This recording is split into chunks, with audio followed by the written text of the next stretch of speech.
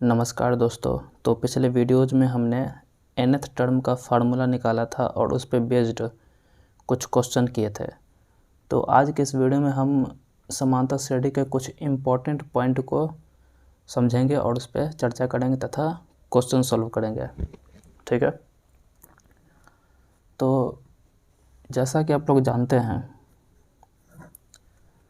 किसी भी समांतर श्रेणी का जनरल रूप क्या होता है। मैंने बताया था कि हम किसी भी समांतर श्रेणी को इस प्रकार लिखते हैं। प्रथम पद a, फिर a प्लस डी, जहाँ पे d क्या है, सारवंतर है, फिर a प्लस 2d होता है, फिर a प्लस 3d होता है और इसी प्रकार से चलता रहता है।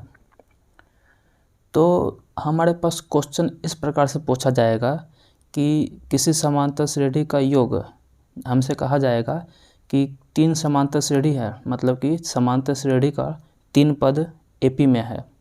क्या? तो कोई 3 पद है वो AP में है और उसका योग या फिर गुणनफल दिया रहेगा।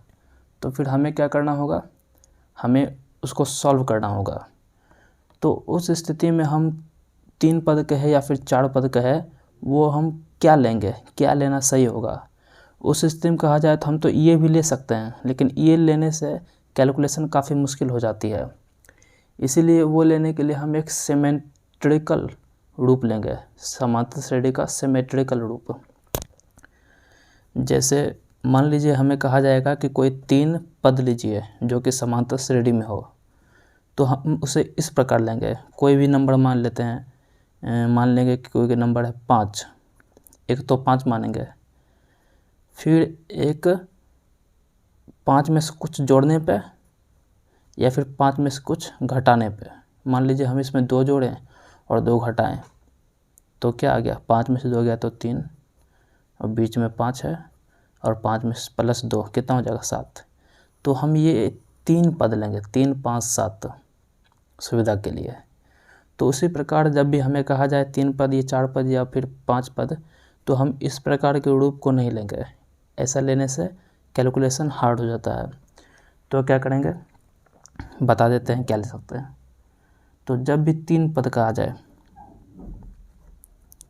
3 पद जो कि AP में हो, तो हम क्या लेंगे, एक तो अल्फ़ा ले लीजिए, दूसरा अल्फ़ा प्लस बीटा ले लीजिए और तीसरा अल्फ़ा माइनस बीटा लीजिए। इसी क्रम में लेंगे, अल्फ़ा माइनस बीटा, अल्फ़ा और अल्फ़ा प्लस बीटा। जब भी 4 पद कहे तब क्या करेंगे, जब 4 पद कहेगा तब इस प्रकार लेंगे, alpha minus beta, alpha plus beta, alpha plus 3 beta और अल्फ़ा माइनस 3 बीटा। देखिए 4 पद हो गया। और अगर कहे कि 5 पद लीजिए, 5 पद, तो क्या ले सकते हैं, एक अल्फ़ा लेंगे, फिर अल्फ़ा प्लस बीटा लेंगे, अल्फ़ा माइनस बीटा लेंगे, अल्फ़ा प्लस 2 बीटा लेंगे और अल्फ़ा माइनस 2 बीटा लेंगे, अल्फ़ा माइनस 2 बीटा। तो इस प्रकार हम ले सकते हैं जितना पद का है, 3, 4, 5। नॉर्मली इन 3 या 4 या 5 पद में ही हमारा क्वेश्चन सॉल्व हो जाता है। ठीक है। तो इस ढंग से पद लेने में तभी सरलता होगी जब प्रश्न में समांतर श्रेणी के पदों का योग दिया रहे या फिर गुना दिया रहे, तो हम इस प्रकार का पद ले लेंगे। ठीक है। अब इस पे बेस्ड एक क्वेश्चन करके देखते हैं कि इसका यूज हम किस प्रकार से कर सकते हैं। तो आपको क्वेश्चन दिख रहा होगा। क्वेश्चन क्या कह रहा है, क्वेश्चन में है 3 संख्याओं का योग 24 है और उनका गुणनफल 440 है। यदि समांतर श्रेणी में है, संख्याएं यदि समांतर श्रेणी में है तो संख्या को ज्ञात कीजिए। वो संख्या क्या होंगी, वो हमें ज्ञात करना है। तो इसका सॉल्यूशन क्या हो जाएगा,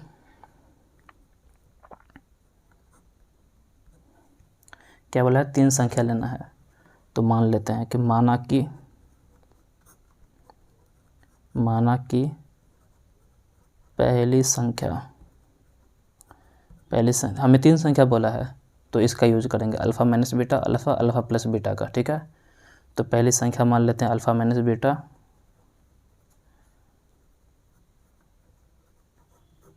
दूसरी संख्या मान लेते हैं अल्फ़ा, और तीसरी संख्या अल्फ़ा प्लस बीटा, ठीक है। अब प्रश्न में क्या कहा है? प्रश्न में कहा है 3 संख्याओं का योग 24 है, तो इन 3 संख्याओं को जोड़ो, alpha minus beta plus alpha plus alpha plus beta, कितना है योग? 24। सॉल्व करते हैं। अल्फ़ा अल्फ़ा अल्फ़ा कितना हो जाएगा? 3 अल्फ़ा, बीटा से बीटा कट जाएगा, ये माइनस में ये प्लस में है, 3 अल्फ़ा बराबर क्या हो गया? 24। तो अल्फ़ा बराबर क्या हो जाएगा? 24/3, कटेगा तो अल्फ़ा का मान कितना आ गया? 8, ठीक है। और क्या बोला है? तीनों संख्याओं का गुणनफल 440 है, क्या बोले? 440। तो यहाँ पे सॉल्व करते हैं। गुणनफल कितना दिया है? 440। तो इन तीनों को गुना करते हैं, अल्फ़ा माइनस बीटा, यहाँ पे लिख देते हैं पुनः प्रश्न से गुना करना, अल्फ़ा माइनस बीटा गुने अल्फ़ा प्लस बीटा, कितना है? 440, ठीक है। अच्छा, अल्फ़ा का मान कितना आ गया? 8 आ गया, तो यहाँ पे 8 रख देते हैं। अच्छा, यहाँ पे एक काम कर सकते हैं, alpha minus beta into alpha plus beta, इसका फार्मूला क्या हो जाएगा? Alpha square minus beta square into alpha बराबर 440। अल्फ़ा का जगह पर 8 रखते हैं, तो 8 का स्क्वायर माइनस बीटा का स्क्वायर गुने अल्फ़ा की जगह पर 8 बराबर 440। 8 का स्क्वायर कितना होता है? 8 का स्क्वायर 64 माइनस बीटा स्क्वायर, ये 8 इधर गुना में, इसको डिवाइड में भेजिए इधर, इसको काटिए, कितने बार में कटेगा? 8 16 24 32 40, 8 5 40, 5 बार में, और 40 55 बार में कट गया, ठीक है। तो 64 माइनस बीटा स्क्वायर बराबर 55, तो बीटा स्क्वायर उधर ले जाइए, इसको इधर लाइए, तो बीटा स्क्वायर बराबर क्या हो गया? 64 माइनस 55, बीटा स्क्वायर बराबर, घटाने में कितना हो जाएगा? 9 हो जाएगा, घटाने में कितना हो जाएगा? 9, तो बीटा का मान क्या हो जाएगा? √9, तो बीटा कितना आ गया? 9 का वर्गमूल 2 आएगा, +3 -3, रूट के बाहर आता है तो 2 मान आ जाते हैं, +3 -3, तो प्लस ले लेते हैं, तो बीटा का मान कितना आ गया? 3। जब हमें अल्फ़ा पता चल गया, बीटा पता चल गया, तो ये तीनों संख्या पता नहीं चल जाएगा? पता चल जाएगा, आराम से मान रख देंगे, ठीक है। तो इसलिए पहली संख्या क्या है? अल्फ़ा माइनस बीटा, अल्फ़ा का जगह 8 -3, पहली संख्या 5 आ गई। दूसरी संख्या क्या है? अल्फ़ा, तो अल्फ़ा तो 8 ही है। तीसरी संख्या अल्फ़ा प्लस बीटा, तो 8 + 5 कितना हो जाएगा? 13। तो इस प्रकार हमने 3 संख्या निकाल लिया। तो ये क्वेश्चन क्या कह रहा है? यदि किसी समकोण त्रिभुज की भुजाएं समांतर श्रेणी में हो तो सिद्ध करें कि उसकी भुजाएं 3:4:5 के अनुपात में होंगे। बहुत ही सिंपल है, इसमें भी मानना पड़ेगा कि वो 3 भुजा क्या हो सकता है, ठीक है। तो सबसे पहले बोला समकोण त्रिभुज, तो एक समकोण त्रिभुज बना देते हैं।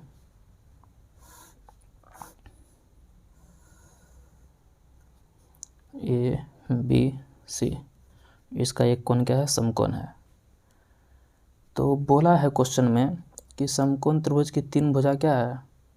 समांतर श्रेणी में है। तो मान लेते हैं, माना कि पहली भुजा अल्फ़ा माइनस बीटा, दूसरी भुजा अल्फ़ा, तीसरी भुजा अल्फ़ा प्लस बीटा। ठीक है, और ये तीनों क्या है, समांतर श्रेणी में है। तो ये अल्फ़ा मान लेते हैं, ये अल्फ़ा माइनस बीटा और ये अल्फ़ा प्लस बीटा। ये प्लस वाला ऊपर की ये वाला क्यों लिए, क्योंकि ये कर्ण है और कर्ण सबसे बड़ा होता है, इसलिए अल्फ़ा प्लस बीटा ये वाला भुजा लिए। ठीक है, तो हम जानते हैं कि किसी भी समकोण त्रिभुज में पाइथागोरस प्रमेय लागू होता है। तो पाइथागोरस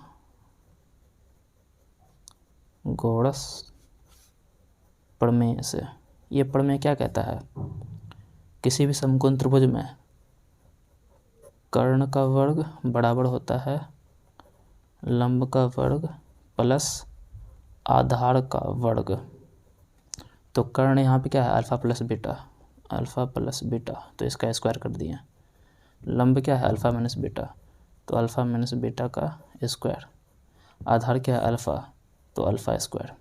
अब इसको सॉल्व करते हैं, इधर क्या हो जाएगा, alpha square beta square plus 2 alpha beta. इधर क्या हो जाएगा, alpha square plus beta square minus 2 alpha beta plus alpha square. तो ये कैंसिल हो जाएगा, बीटा स्क्वायर कैंसिल हो गया। माइनस 2 अल्फ़ा बीटा को इस साइड लाएंगे तो क्या हो जाएगा, 2 अल्फ़ा बीटा 4 अल्फ़ा बीटा बराबर अल्फ़ा स्क्वायर। ठीक है, तो स्क्वायर से अल्फ़ा गया तो क्या हो गया, 4 बीटा बराबर अल्फ़ा। ठीक है, तो अल्फ़ा किसके बराबर आ गया, 4 बीटा के बराबर। अल्फ़ा आ गया 4 बीटा के बराबर। तो इसका मान हम इसमें रखते हैं, तो अल्फ़ा का मान रखने पे क्या होगा, तो इसलिए पहली भुजा क्या, अल्फ़ा माइनस बीटा। अच्छा, अल्फ़ा का जगह क्या है, 4 बीटा, तो 4 बीटा माइनस बीटा क्या हो जाएगा, 3 बीटा। ठीक है, दूसरी भुजा तो अल्फ़ा ही है, तो इसे अल्फ़ा ही छोड़ देते हैं, या फिर अल्फ़ा का जगह यहाँ, अच्छा 4 बीटा, दूसरी भुजा क्या आ गया, 4 बीटा। तीसरी भुजा अल्फ़ा प्लस बीटा, अल्फ़ा की जगह पे 4 बीटा रखते हैं प्लस बीटा, क्या आ जाएगा, 5 बीटा। तो ये 3 भुजा क्या आ गया, 3 भुजा क्या आया, 3 बीटा, 4 बीटा और 5 बीटा। और जब बीटा बीटा हट जाएगा, इन सब का अनुपात लेंगे तो क्या आ जाएगा, 3 आ जाएगा, 4 आ जाएगा, 5 आ जाएगा। तो अनुपात क्या आ जाएगा, 3 4 5। और हमसे यही बोला है कि अनुपात 3 4 5 होना चाहिए, सिद्ध करें। तो क्या हो गया, प्रूव हो गया। ठीक है, बहुत ही सिंपल क्वेश्चन था। नेक्स्ट क्वेश्चन की ओर चलते हैं।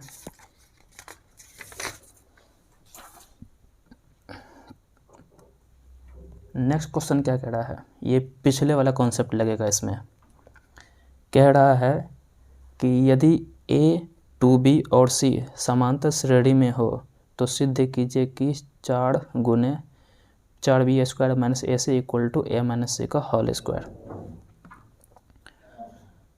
सॉल्यूशन, सिद्ध क्या करना है हमें, पहले क्वेश्चन पढ़ लिख लेते हैं अच्छे से क्या दिया हुआ है। क्वेश्चन में बोला है कि A, 2B और C किस में है, समांतर श्रेणी में है, अर्थात AP में है। ठीक है, ये तीनों क्या है, AP में है। तो सिद्ध करना क्या है, सिद्ध करना है 4 × 4B स्क्वायर माइनस AC बराबर A माइनस C का होल स्क्वायर। चलिए इसे सॉल्व करते हैं। क्योंकि a 2b और c AP में है तो AP का नियम क्या कहता है, सार्वंतर बराबर होना चाहिए। तो क्या हो जाएगा, 2b माइनस a बराबर होगा c माइनस 2b के, दूसरा पद माइनस पहला पद बराबर तीसरा पद माइनस दूसरा पद। ठीक है, अब 2b को इस साइड भेजिए और a को उस साइड ले जाइए, क्या हो जाएगा 2b plus 2b, a minus में उस साइड भेजेंगे तो प्लस में हो जाएगा, तो a प्लस c हो गया। 2b प्लस 2b क्या हो जाएगा 4b बराबर a प्लस c। तो b का मान क्या आ जाएगा a प्लस c बटे 4।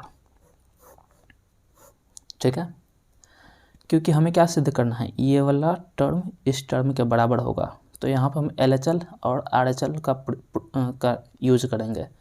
तो ये हमारा हो गया लेफ्ट हैंड साइड और ये हमारा हो गया राइट हैंड साइड। तो ये LHL को लेंगे और राइट हैंड साइड के बराबर कर देंगे। ठीक है, बायां पक्ष को लेंगे और दायां पक्ष के बराबर कर देंगे। तो LHL में क्या है 4b स्क्वायर माइनस AC। अब यहाँ से b का मान इसमें पटक देते हैं, 4 b का स्क्वायर, तो b की जगह क्या है a प्लस c बटे 4, तो इसका स्क्वायर माइनस AC। 4 गुने a प्लस c का होल स्क्वायर लगाते हैं तो क्या हो जाएगा a का स्क्वायर c का स्क्वायर प्लस 2AC बटे 4 का स्क्वायर नीचे 16 आ जाएगा माइनस AC। ठीक है, तो 4 इंटू 4 से 16 कटेगा, तो ऊपर क्या है a square plus c square plus 2AC बटे 4 माइनस AC। 4 इंटू a का स्क्वायर प्लस नीचे 4 LCM ले लेते हैं, c square plus 2AC minus 4AC हो जाएगा। 4 से 4 खत्म हो जाएगा, क्या बचा a square plus c square 2AC minus 4AC क्या हो जाएगा माइनस 2AC हो जाएगा। तो ये फार्मूला किसका है, a का स्क्वायर प्लस b का स्क्वायर माइनस 2ab क्या हो जाएगा a माइनस c का होल स्क्वायर।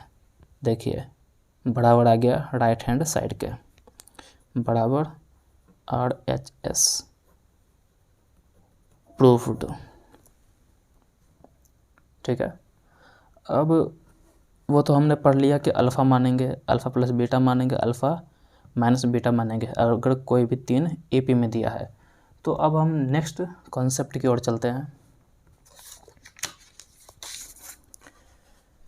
नेक्स्ट हमारा एक इम्पॉर्टेंट कॉन्सेप्ट होगा जिसका नाम है समांतर माध्य। हेडिंग डाल देते हैं समांतर माध्य।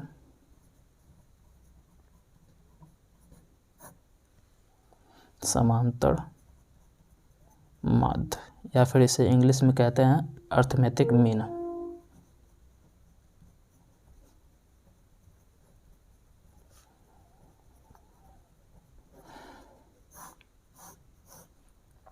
ये क्या होता है इसे समझते हैं एग्जाम्पल से। जैसे आपको कोई 3 संख्या दे दिया 7, 12, 17, ये हमें 3 संख्या दिया, तो ये जो बीच वाला है ना ये समांतर माध्य कहलाएगा। कब, जब इनके अगल बगल के जो है 7 और 17 है, जब हम 7 और 17 को जोड़ के उसको 2 से डिवाइड कर देंगे तो 12 के बराबर आ जाएगा, तब हम क्या कहेंगे 12 7 और 17 का समांतर माध्य है। जैसे 7 और 17 है तो 7 और 17 को जोड़ेंगे तो आएगा 24, फिर 24 को 2 से डिवाइड करेंगे कितना आ जाएगा 12 आ जाएगा। देखिए 12 के बराबर आ गया, तो ये 12 क्या कहलाएगा 7 और 17 का समांतर माध्य कहलाएगा। ठीक है, तो इसका परिभाषा लिख देते हैं। जब तीन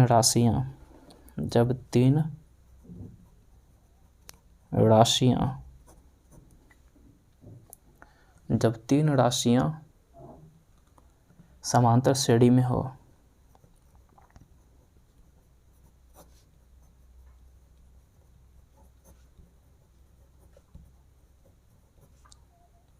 तो बीच की राशि दोनों राशियों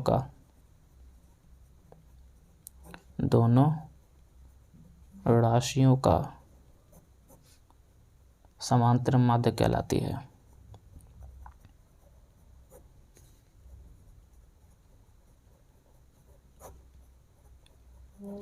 इसमें 7, 12 और 17 7 और 17 का समांतर माध्य 12 तभी होगा जब ये तीन समांतर श्रेणी में होंगे। ठीक है, जब ये तीन किस में होंगे? समांतर श्रेणी में होंगे। जैसे एक और एग्जांपल लेते हैं, जैसे हमने पिछले टॉपिक में पढ़ा था, क्या पढ़ा था? अल्फ़ा माइनस बीटा, अल्फ़ा और अल्फ़ा प्लस बीटा किस में है? एपी में होता है। एपी में लेने के लिए हमें इन तीन पदों को लेते हैं। ठीक है, तो अल्फ़ा माइनस बीटा और अल्फ़ा प्लस बीटा का समांतर माध्य अल्फ़ा होगा। उसे सिद्ध करके देखते हैं। तो जब हम समांतर माध्य निकालेंगे, क्या करेंगे? Alpha minus beta plus alpha plus beta बटे 2 क्या हो जाएगा? अल्फ़ा प्लस अल्फ़ा 2 अल्फ़ा, ये प्लस में है बीटा और यहाँ पर माइनस बीटा, बीटा ख़त्म हो जाएगा, नीचे 2 से 2 कटा, देखिए अल्फ़ा आ गया, इसके बराबर आ गया। तो क्या कहेंगे? अल्फ़ा प्लस बीटा और अल्फ़ा माइनस बीटा का समांतर माध्य है।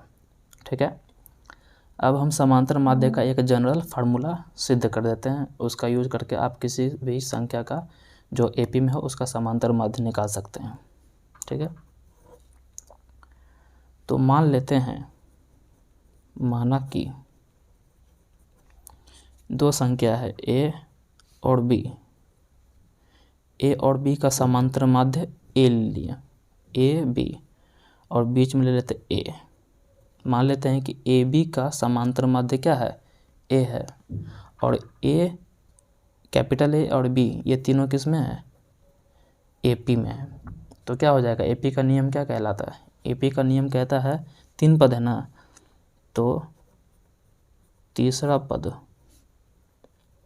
माइनस दूसरा पद बराबर होगा दूसरा पद माइनस पहला पद।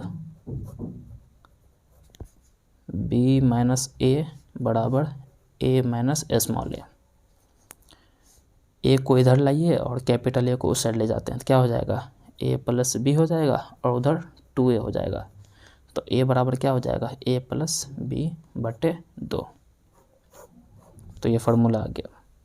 जब भी आपको कोई 3 संख्या दिया रहे, 3 संख्या आपको कोई भी दिया रहे, जैसे एक और ले लेते हैं, मान लीजिए आपको दे दिया x, y, z, आपको 3 संख्या दे दिया और कह दे कि ये एपी में है, तो कहेगा कि इनका समांतर माध्य निकाले। तो समांतर माध्य क्या होगा? इसको छोड़ देंगे, इसको लेंगे और इसको लेंगे, तो समांतर माध्य क्या हो जाएगा? जैसे कि एपी में कह दिया तो ये बीच वाला तो समांतर माध्य हो जाएगा। तो y बराबर क्या हो जाएगा? x प्लस z बटे 2। ठीक है, अब क्वेश्चन करते हैं कुछ, इस चैप्टर का इम्पोर्टेंट कुछ क्वेश्चन कर लेते हैं।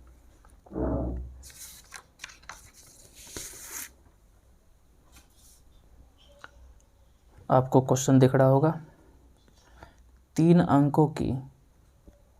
अंकों की कितनी संख्याएं 7 से विभाज्य है? ये बहुत ही इंपॉर्टेंट क्वेश्चन है, 10th के मैट्रिक एग्जाम में ये आता है। क्या है? 3 अंकों की कितनी संख्याएं 7 से विभाज्य है? तो सबसे पहले हम पता करते हैं कि 3 अंकों की सबसे छोटी संख्या क्या होगी जो 7 से विभाज्य हो, और 3 अंकों की सबसे बड़ी संख्या क्या होगी जो 7 से विभाज्य हो। तो इसका सॉल्यूशन क्या हो जाएगा? 7 से विभाज्य 3 अंकों की सबसे छोटी संख्या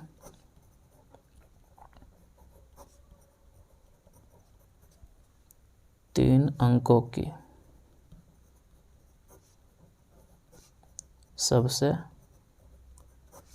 बड़ी संख्या। 3 अंकों की सबसे छोटी संख्या क्या होता है? 100 या 100 से ऊपर, और हमें ढूंढना है जो 7 से डिवाइड हो जाए। तो 101 नहीं हो सकता, क्योंकि 101 हो सकता है, ये नहीं होगा। क्यों? 7 के टेबल में 10 तो नहीं आता है, 7 आता है कितने बार में? 1 बार में। और नीचे क्या रिमाइंडर बच जाएगा 3 और लास्ट में 1, तो 31 हो जाएगा। तो 31 तो आएगा नहीं, यहाँ पे 5 रहे तो हो जाएगा। 35 आता है 7 टेबल में, तो 105 हो जाएगा। 3 अंकों की सबसे छोटी संख्या क्या हो जाएगा? 105, ठीक है। और 3 अंकों की सबसे बड़ी संख्या क्या हो जाएगी? 994। आप जब निकालेंगे तब आपको पता चलेगा 994 क्या होगा? 3 अंकों की सबसे बड़ी संख्या होगी जो 7 से डिवाइड हो जाएगा, ठीक है। 3 अंकों की सबसे बड़ी संख्या होती है 999, तो 999 7 से डिवाइड नहीं होता है, 994 7 से डिवाइड होता है, इसीलिए हमने 994 लिया है, ठीक है। तो सबसे छोटी संख्या क्या हो गई? 105, और सबसे बड़ी संख्या क्या हो गई? 994, ठीक है। तो ये अब एक प्रकार का AP बन जाएगा। 105 था, अब इसमें 7 जोड़िए, कितना हो जाएगा? 112 हो जाएगा। 112 में और 7 जोड़िए, कितना हो जाएगा? 119 हो जाएगा, और इसी प्रकार बढ़ता चला जाएगा, ठीक है। तो ये क्या हो गया? ये पहला पद हो गया, A बराबर 5, और इसका सारांतर क्या हो जाएगा? 7 ही ना होगा, सब में 7 जोड़ते जा रहे हैं। तो मान लेते हैं कि ये पूरा कितना संख्या है? n मान लेते हैं। हमें वही पता करना है कि 7 से विभाज्य 3 अंकों की कितनी संख्या है जो 7 से विभाज्य होगा। तो मान लेते हैं कि n संख्याएं हैं 3 अंकों की जो कि 7 से विभाज्य है। तो माना कि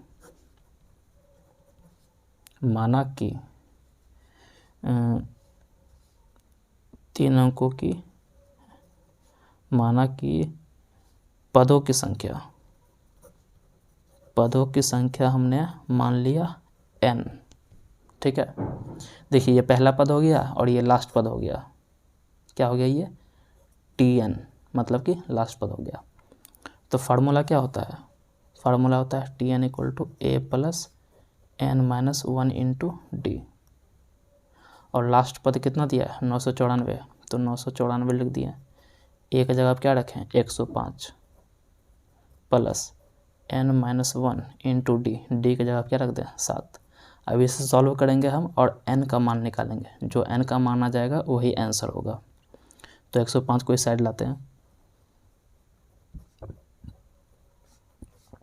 n-1 इंटू 7, घटाएंगे कितना हो जाएगा? घटाने पर कितना हो जाएगा? 14 में से 5 जाएगा तो 9, ठीक है। 8, 9 में से गया तो 8 बराबर n-1 इंटू 7। 7 इधर गुना में साइड लेंगे तो डिवाइड में आ जाएगा, तो n-1 बराबर क्या होगा? 8, 8, 9 बटे 7। काटेंगे तो कितना बार में कटेगा? 8 तो आएगा नहीं, एक बार में। फिर एक आगे का 17 आ गया, 18 हो गया। 18 तो आएगा नहीं, 14 आएगा कितने बार में? 2 बार में। 14, 15, 16, 17, 18, तो 4 और 9 49 हो जाएगा। 49 कितने बार में आएगा? 9 बार में, ठीक है। तो n-1 बराबर क्या हो गया? अच्छा, 49 कितने बार में आएगा? 7 बार में। तो ये कितना हो गया? 127। तो n, ये माइनस उधर ले जाए कितना हो जाएगा? 127 प्लस 1, तो n का मान क्या आ गया? n का मान आ गया 128। मतलब कि 3 अंकों की 128 संख्या है जो कि 7 से विभाज्य है, ठीक है। तो इस वीडियो में इतना ही, मिलते हैं नेक्स्ट वीडियो में, तब तक के लिए बाय बाय।